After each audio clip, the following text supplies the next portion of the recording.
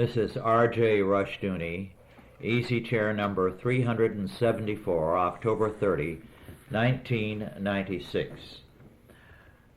This evening, Douglas Murray, Andrew Sandlin, Mark Rushdoony, and I will be discussing the substance of a few books.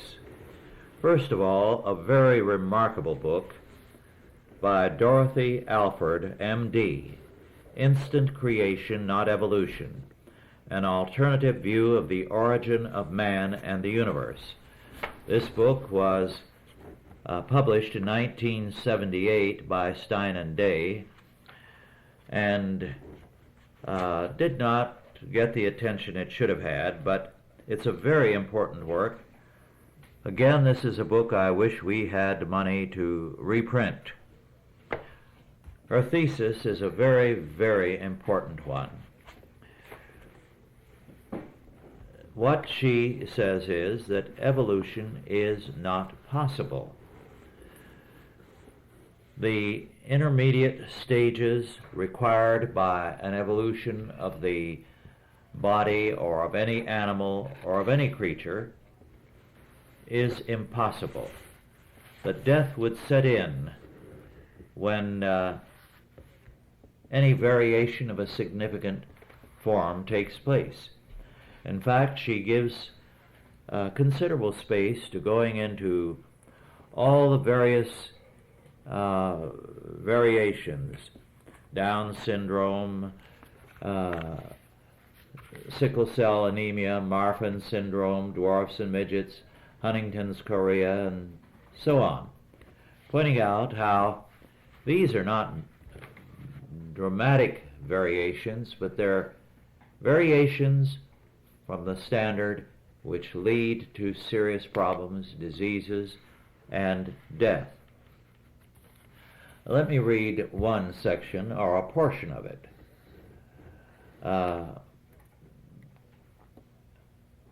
On temperature control in the body. The body has a temperature control center in the anterior portion of the hypothalamus. This heat-regulating center is divided into two sections. One is the heat-losing center, which reduces body heat when it is stimulated. The other is the heat-promoting section, which increases body heat when it is stimulated. Multiple factors influence the heat-regulating center of the hypothalamus. When there is an increase in the blood's temperature, the heat loss center sends impulses to the skin, causing it to dilate and sweating to occur. If the environmental temperature reaches 115 degrees Fahrenheit, as in the desert, the body uses this means to cool itself. As mentioned previously, the kidney preserves water to be used in sweating by means of urine concentration. If a naked body is exposed to an environmental temperature below freezing, the body's skin will show vasoconstriction. A normal person without clothing, when exposed to low temperatures for a long period of time, will eventually start to shiver. The heat-promoting portion of the temperature-regulating center then sends out impulses to the muscles to contract. This muscular activity can increase heat production. The Creator placed an automatic thermostat in the human body, which is superior and far more sophisticated than any that man has invented. It is yet another example of the body's emergency backup system. This particular backup system involves the cardiovascular system, kidney function system, respiratory system, and metabolic system. The hormonal system systems also have an influence upon body temperature, especially the thyroid hormone. When the body is exposed to cold weather for several weeks, the hypothalamus releases a hormone that influences the anterior pituitary gland to increase its production of the thyrotropic hormone, which in turn stimulates the thyroid gland to produce more thyroxine. By this means, heat production is increased during the winter months. What causes a fever? There are many causes, but the most common cause for fever is a bacterial or viral invasion of the body. It has been demonstrated that certain substances from these invaders of the body cause body temperature to increase, and the thermostat of the heat-regulating center becomes set at a higher level.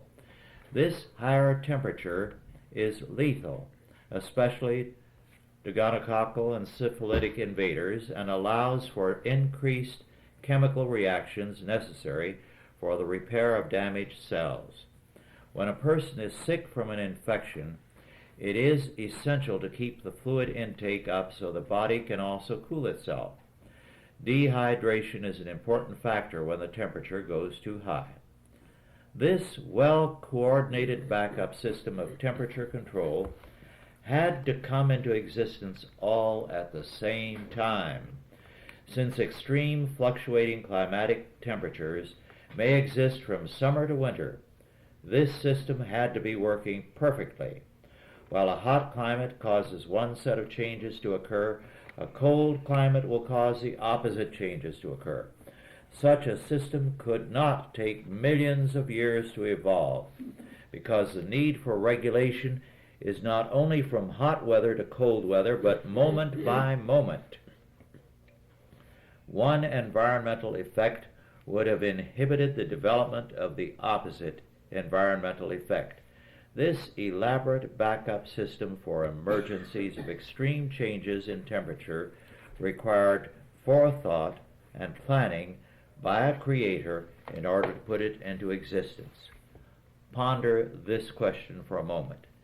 Could the thermostat control of temperature in your house have just evolved without planning and design? Now, what Dr. Alford does is to go through one area of the body after another and to call attention to the fact that any variation leads to diseases. Too much variation kills the person. And this is an obvious fact, and most evolutionists choose to disregard the medical data or don't know it. She says, for example, the evolutionist does not accept the second law of thermodynamics because he wants to save face. These evolutions are not educated enough in human or animal pathology to realize that their findings are due to congenital abnormalities. Some almost go into a state of shock when they are confronted with his viewpoint, unquote. She's referring to the fact that so-called transitional skeletons and all actually represent stages of disease, not of evolution. Then she goes into a great many other things that point to the fact that it had to be instant creation. Now, quote just these few sentences. Cosmic dust, which is present in space, reaches both the moon's and Earth's surfaces. The average amount of dust that accumulates per year on the surface of the moon can be measured. When the total depth of the dust on the moon is divided by this figure, it reveals that the age of the moon is less than 10,000 years. Why wasn't the public informed of this information? Our tax dollars paid for those space explorations.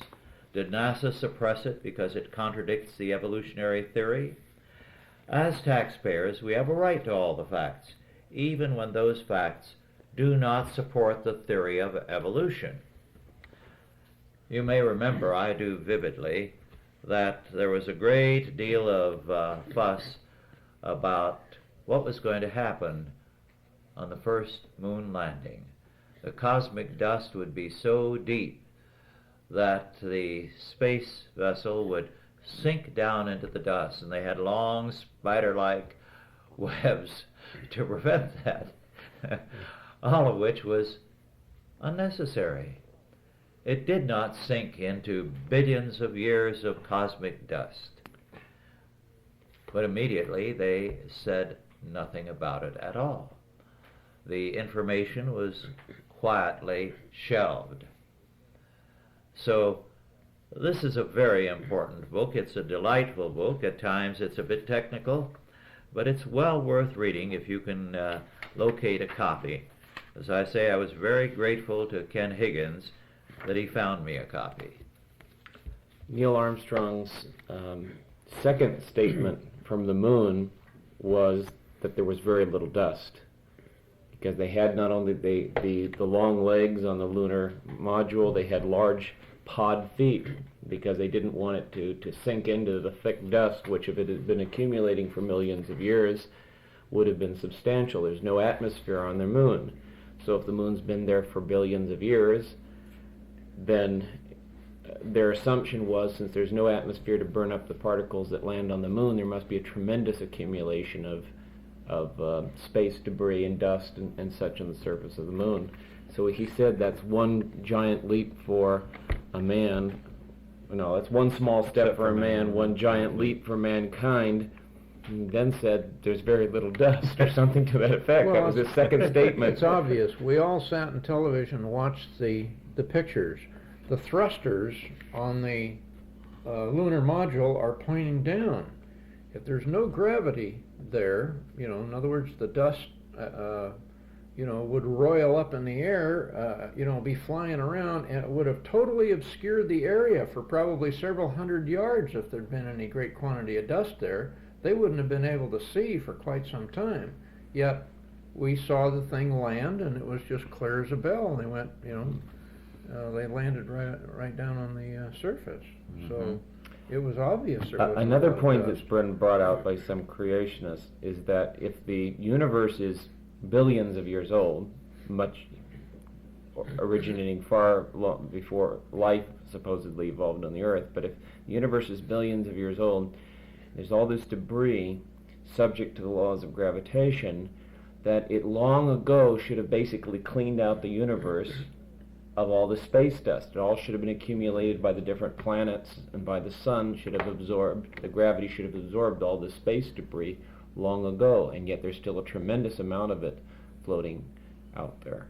Well, one of my questions I like to ask doctors, I said, if evolution is true, why does the body reject transplanted organs?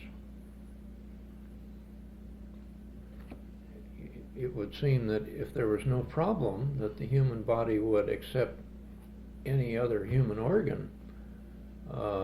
If it's a little bit different, then it will it'll acclimatize itself to whatever the differences are, and go on living.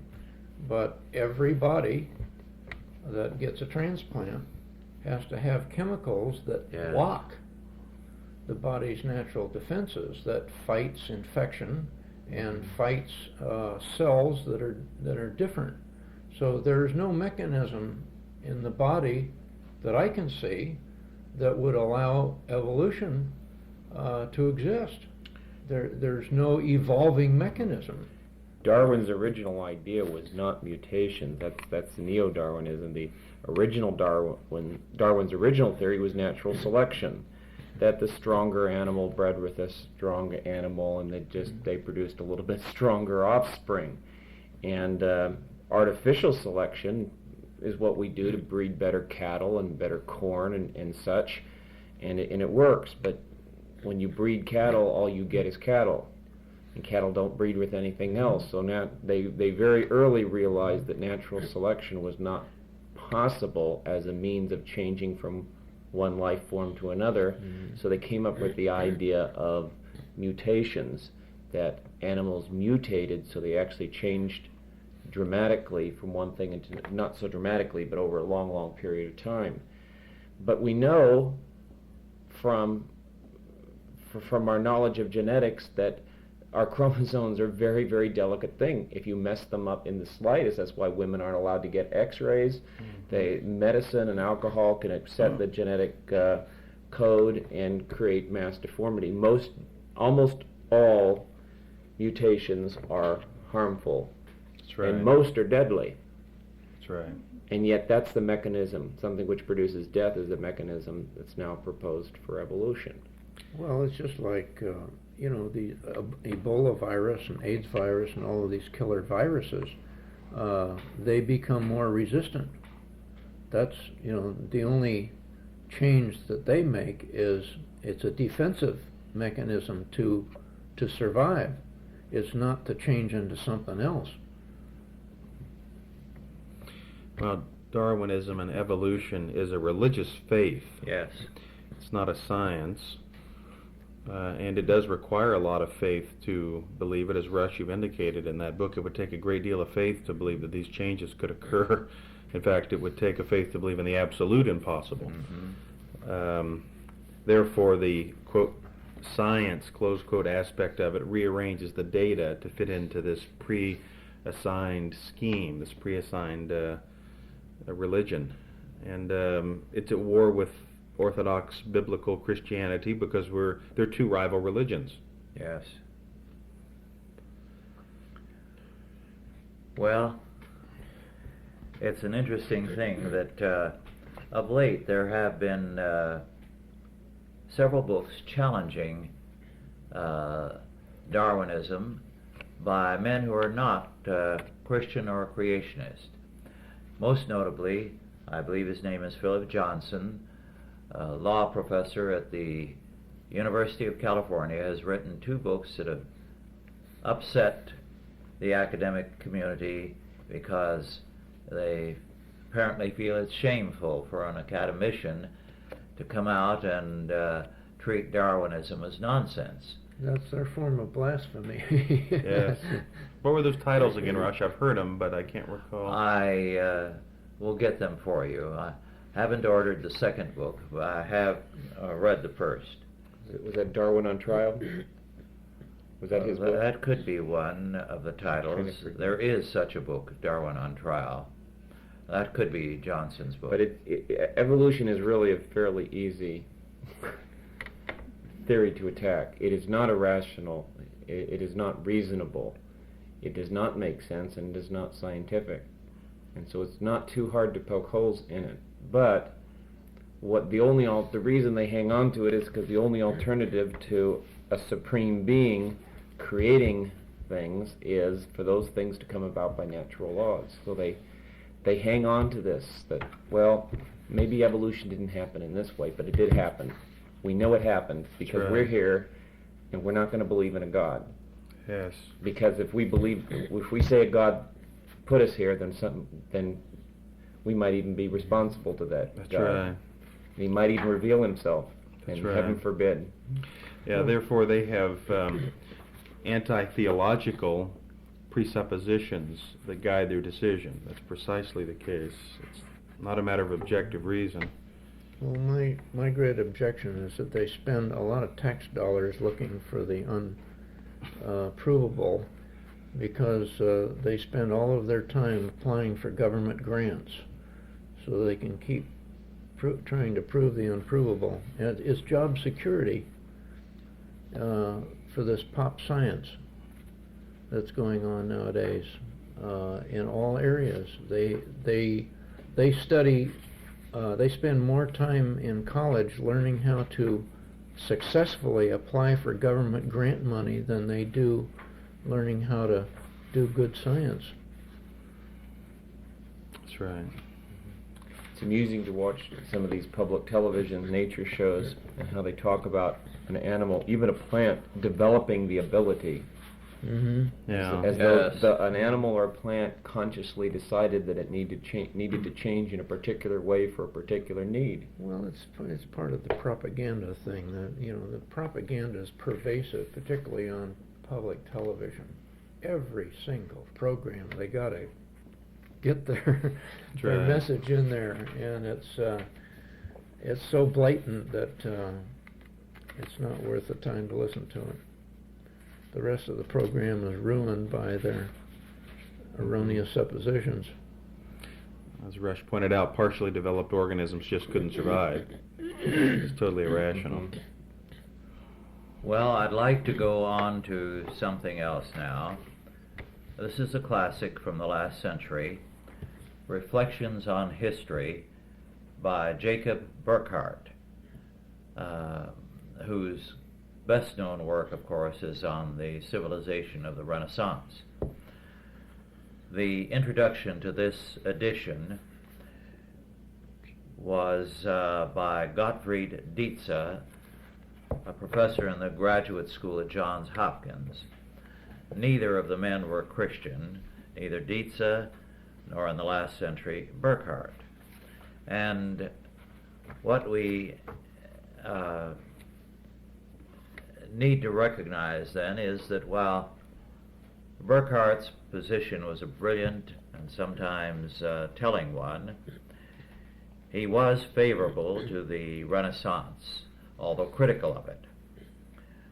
And he was not favorable to Orthodox Christianity, in particular Calvinism.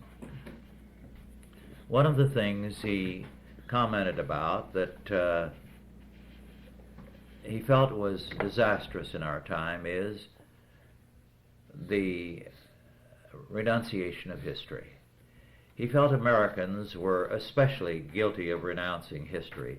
Everything was new, the world was new, nothing mattered except the present and the future, which they were going to make.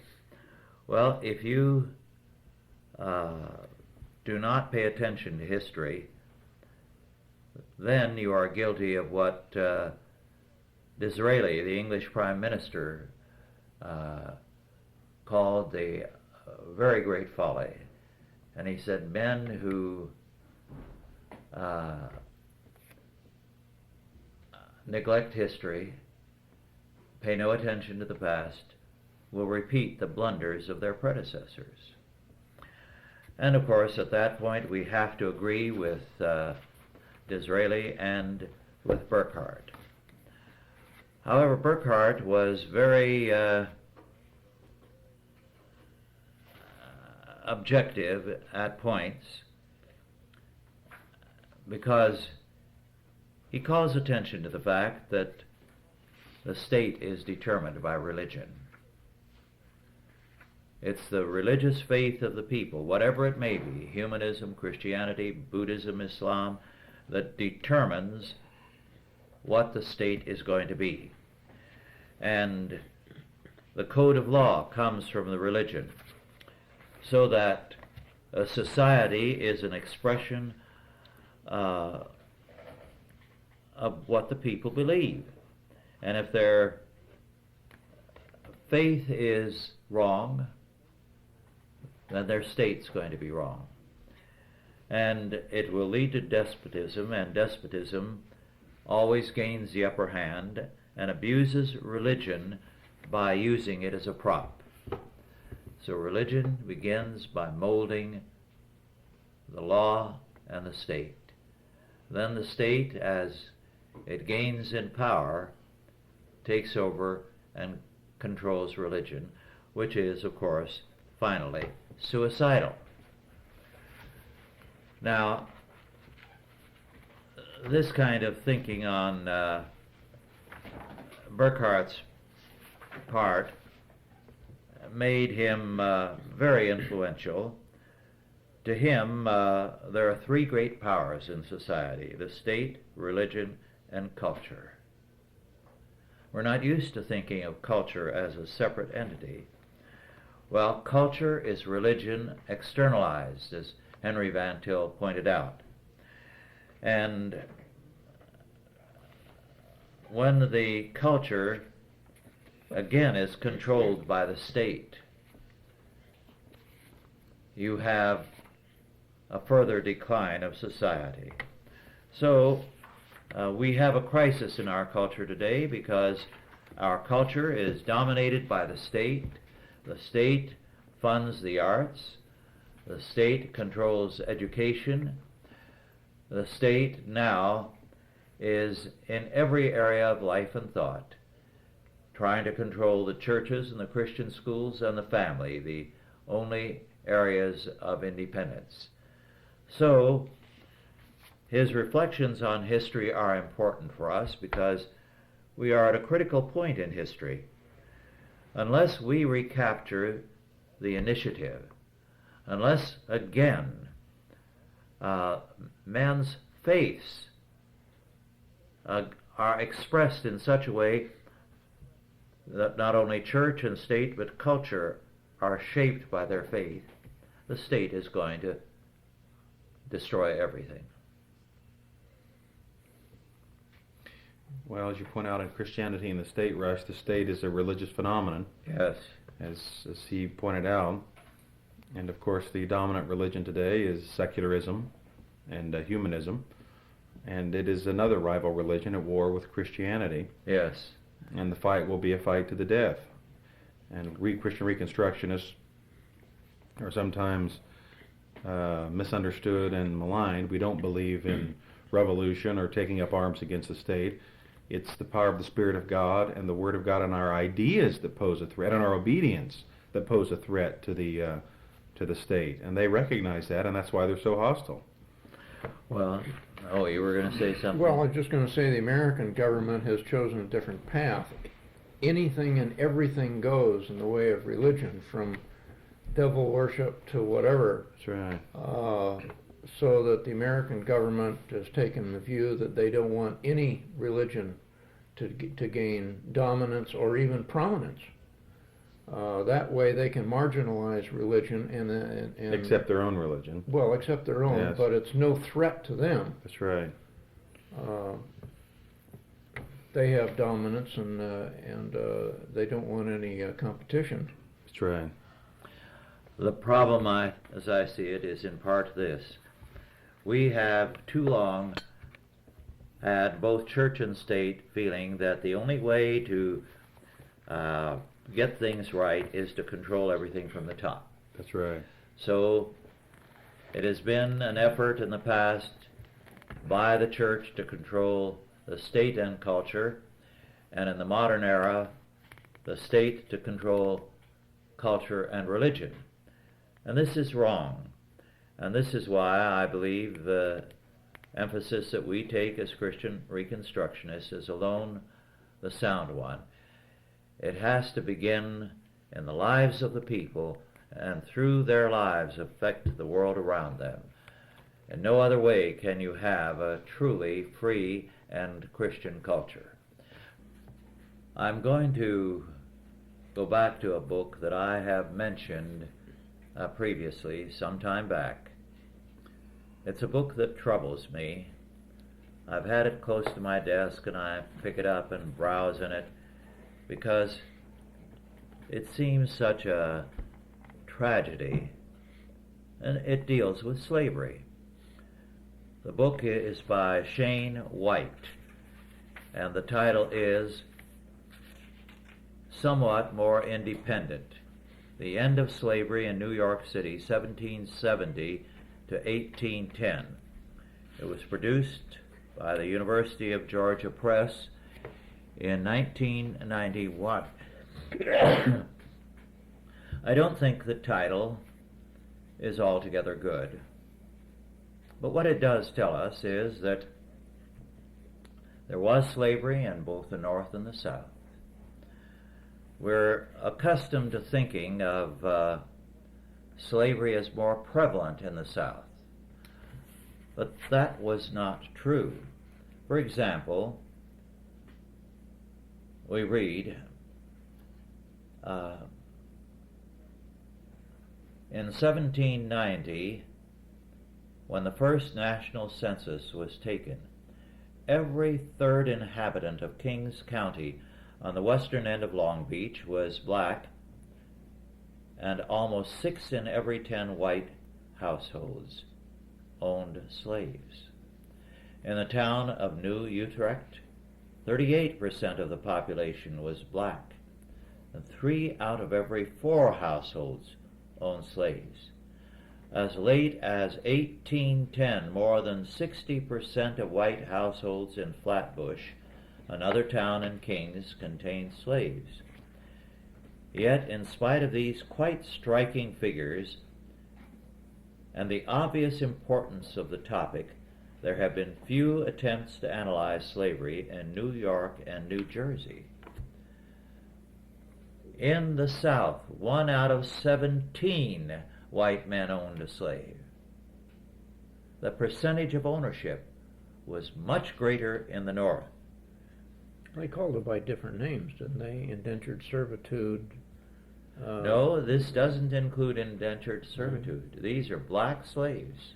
I don't know if you read that article, but they dug up a graveyard, cemetery with graves of black slaves in New York. And how they could tell they were slaves was apparently there was some deformity of the bones because of wearing the chains and the ankle bracelets and so forth. I don't know about that, but I think it's quite startling. Well, let me read a little more. Overall, then, probably about 4 out of every 10 white households within a 10 to 12 radius of New York City owned slaves. The ratio of slaveholding to non-slaveholding households effectively highlights the striking involvement of whites from this region in the institution of slavery. There were proportionately more households containing slaves in New York's hinterlands than in the whole of any southern state. In Maryland, 36.5% of white households owned slaves. In South Carolina, 34%, and in North Carolina, 30%. But in Kings, Queens, and Richmond counties, the figure was 39.5%. This is a startling fact. The North was the prime slaveholding area, and yet the South is historically thought of as the slaveholding area of the United States. Now, there are various reasons for the difference.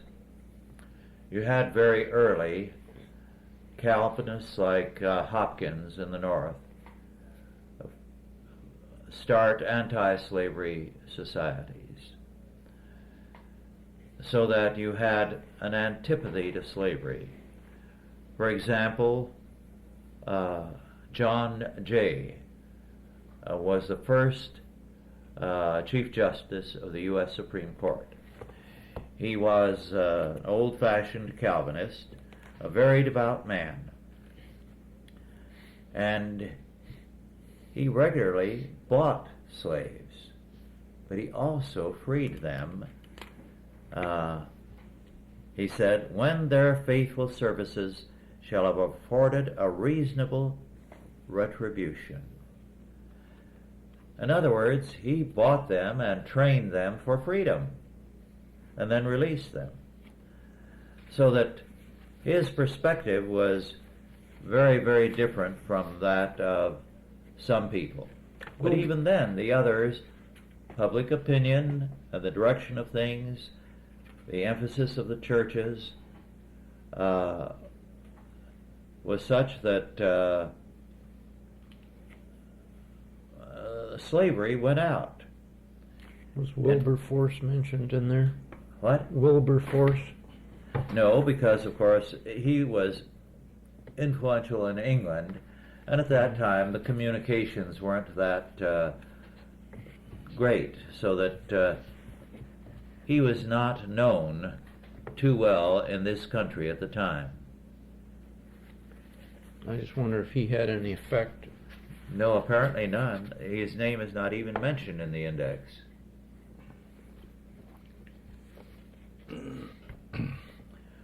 Well, what began to happen with the Christianization in depth of the people, that very often they placed the wishes of the slaves on a higher level than you would expect. For example, we read, the owner of a slave woman was about to remove into the country with his family, but the slave was not willing to go. So they didn't.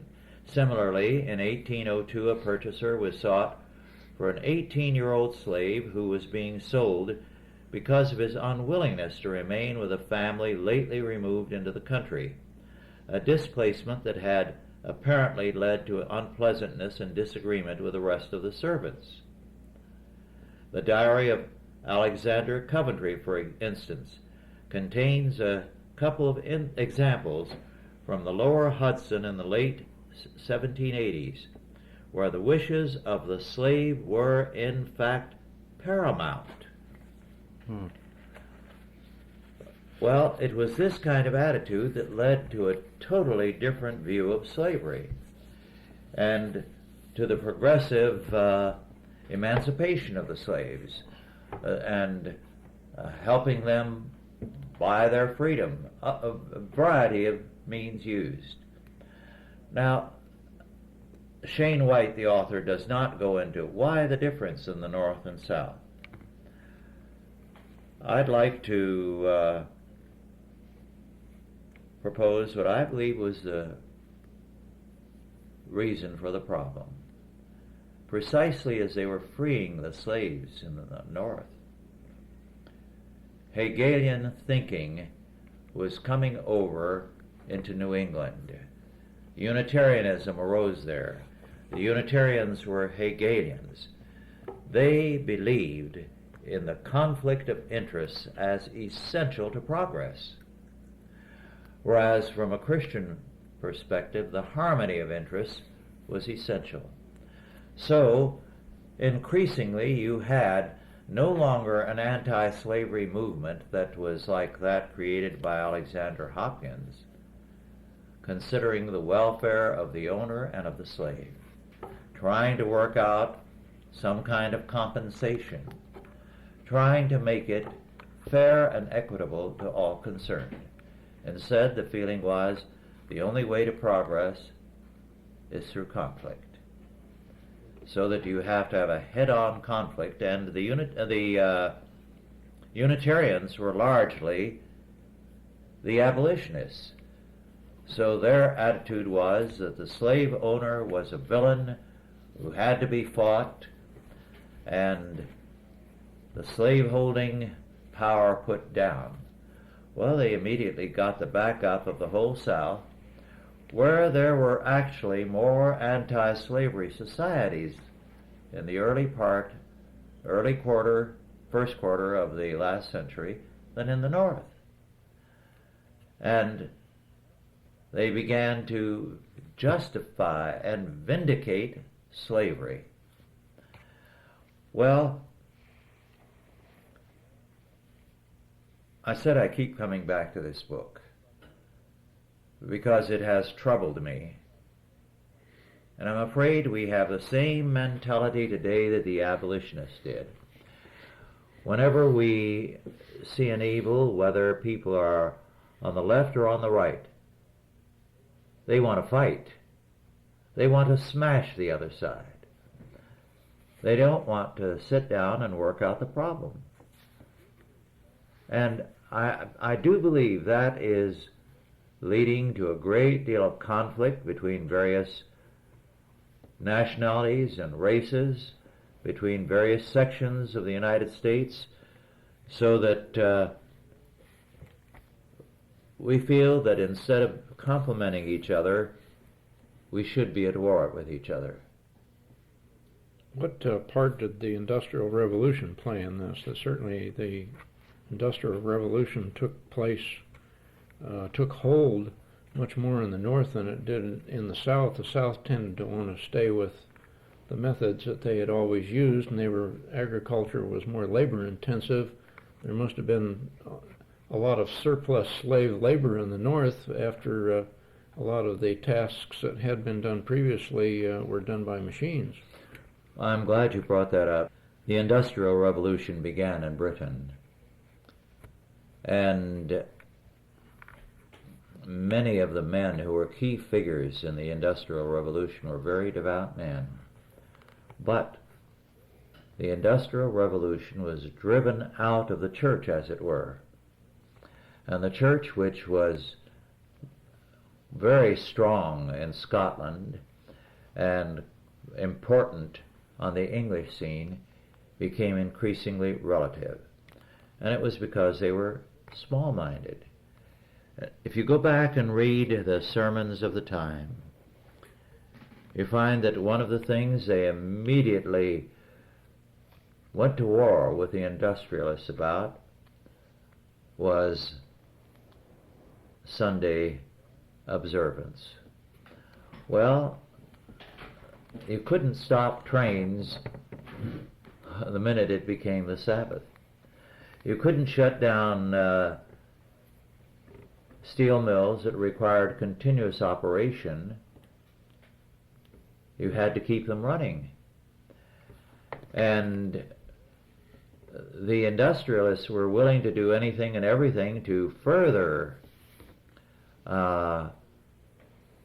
the opportunities of workmen by variations in the times of work to be able to worship.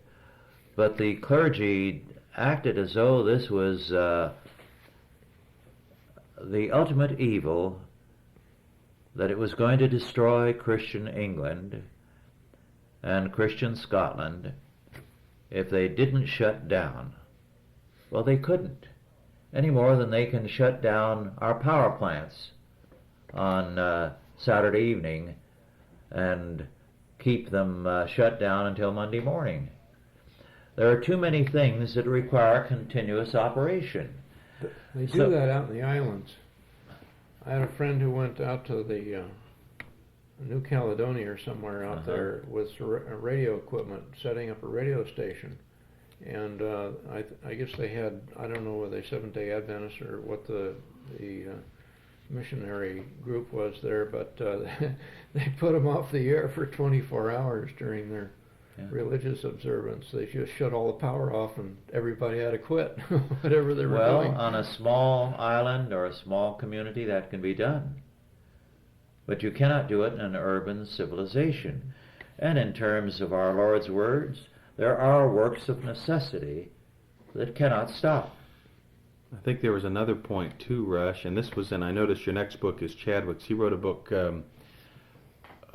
Secularization in Europe in the 19th century or something like that. He pointed out that another problem was that the established church in England really was largely a class-conscious church and really didn't identify with the laborers. And he's not really talking about socialism, but just recognizing their difficulties and needs and meeting those needs. And that, too, I think, goes along with what you were talking about. Didn't identify with them.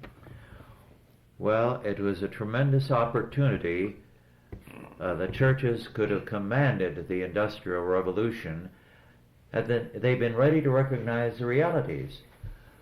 But instead, they de-Christianized it, and the industrialists went their way, and the church its way. And it was the beginning of the end for the importance of the church in British life. And that carried over into this country. The early industrialists used to make a point of close contact with their workers, sharing meals with them, inviting them into their home, into their church. I've mentioned how at Grove City College, Hans Senholz, retired now, professor of economics there, had a house that was about a block and a half, very short distance, around the corner virtually, from the steel mill. The original owner had built this huge brick mansion. He had built it as close as he could to the plant because he kept in touch with the workers. He was there. He knew them all by name.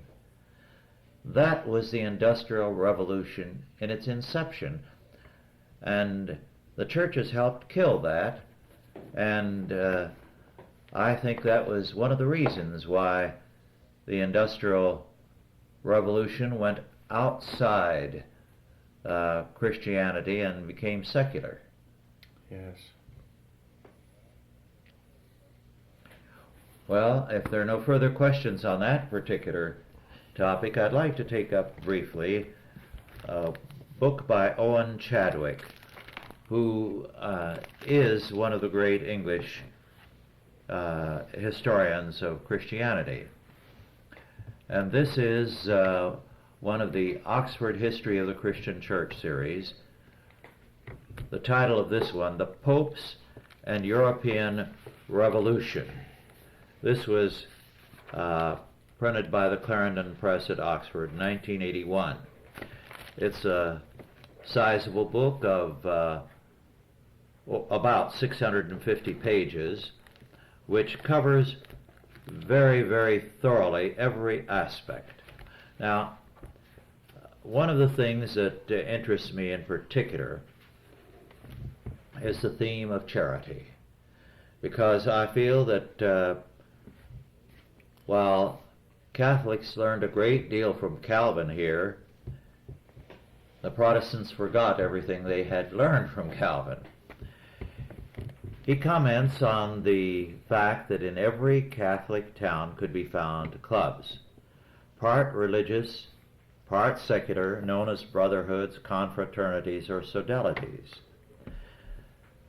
And these were both for male and female, depending on the particular organization. They were often called by a saint's name, St. Andrew, St. Anthony, St. Mary, and so on. But one of the most important things they did was to take care of charity in their area. Now, this was a very, very important thing. It meant that these people, the believers in a particular parish, came together, had a social fellowship, but also put on activities, raised funds, gave money to take care of the charities in their parish, and often beyond their parish. But this was done even in the very poor parishes. Everyone went overboard to see what they could do in the way of raising money or leaving something. So it was an important aspect of everyday life that bound the people together in a remarkable way. These were created by the membership, and this was important. It was a lay activity. And yet Protestants who stress the priesthood of all believers have not given attention to organizing the laymen for meeting the needs of the people in the community. So this was a very, very important aspect of Catholic life for generations. Incidentally, unrelated to what I'm going to say and have said, this startled me. It's about styles in the times. And I'll quote what Chadwick said. About the middle of the century, Italian women not of the upper class adopted topless dresses so that their breasts were exposed. A famous preacher noted with interest that his own attitude was entirely different in pulpit and in confessional. In sermons he whipped the woman with words, lascivious, vile, immoral. He thought their behavior all those things. But when he found it in the confessional, he realized that fashions are odd, that the power of common custom is infectious, that though he must reproach the woman in his box, he could not think it to be for her so heavy a sin. Which I thought was rather amusing. Well, to speak of more on charity, the various monasteries and convents also worked hard to meet social needs. And as a result, both monks and nuns did everything they could to take care of charity in their area. This was done in the Middle Ages. It was done to a heightened extent by Calvin. And all the religious houses gave out alms. For example, the Benedictine house of St. Martin at Palermo was restricted to blue blood, that is, the monks, and had revenues sufficient to sustain elegant life for its members. Every day those same revenues fed in the courtyard of the monastery between 150 and 200 people on soup, macaroni, bread, and wine. This was a duty, whether or not the house was fat with money. The Redemptorist house at Chiarani in central Italy struggled with such desperate poverty that it could hardly feed its members, its own monks. Yet they reckoned that only 10 or 12 families in the locality received no dough from the monastery. That's how meagerly the monks lived. So, this was the kind of thing they did that was remarkable. It was what the early church did, so that here they were in continuity with the early church.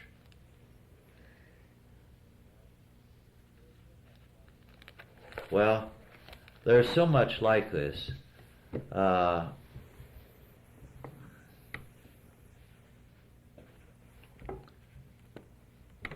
example, he speaks of the scholarship in some of the areas, and the things some of these men did. There isn't time to go into it, but some remarkable scholarship also was furthered by a few of the monasteries. Well, so much here I'd like to comment on, but one thing very briefly.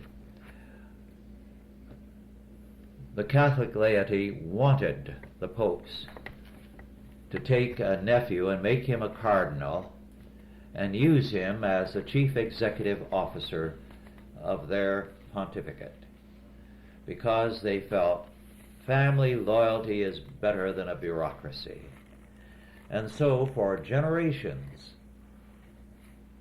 when a pope was named, almost always he would locate a very capable nephew in his family, make him a cardinal, and put him in charge of running things. If he didn't, he was criticized. They didn't trust the others to be loyal or faithful, but rather to be self-serving. But you see what has happened in our culture since then. We have become anti-family. That's right. So that now nepotism, hiring a relative, is a terrible thing. It's true, in my lifetime some congressmen have hired their wives and relatives, but they've also now given themselves to hiring people from their district. It can't be called nepotism, but they're not as good as their own family was. You can tick off your own family members better if they don't work. So it is interesting that for a long time the papacy found that nepotism worked, that it was an essential thing.